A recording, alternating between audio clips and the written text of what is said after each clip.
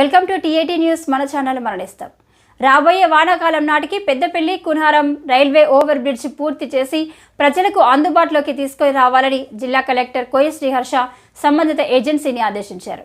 శుక్రవారం జిల్లా కలెక్టర్ కోయ శ్రీహర్ష స్థానిక ఎమ్మెల్యే చింతకుంట విజయరమణారావుతో కలిసి పెద్దపల్లి కునారం రైల్వే ఓవర్ బ్రిడ్జ్ పనులను పరిశీలించారు.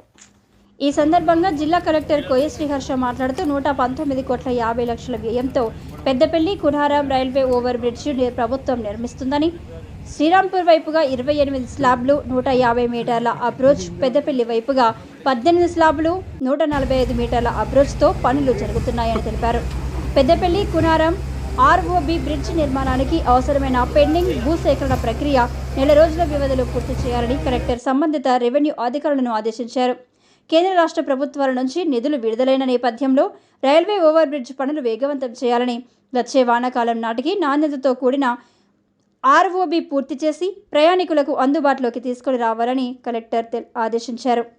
ఈ కార్యక్రమంలో పెద్దపల్లి రెవెన్యూ డివిజన్ అధికారి B Gangaiah, Peddapalli tahsildar EER and B Bavusingh, ప్రజాప్రతినిధులు, సంబంధిత అధికారులు తదితరులు పాల్గొన్నారు.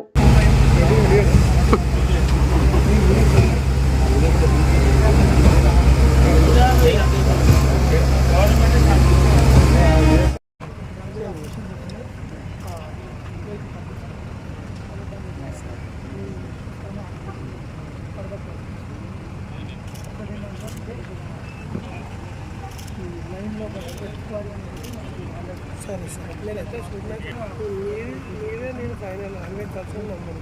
ఐడియా ఉంటుంది చూడు ఏమన్నా అవకాశం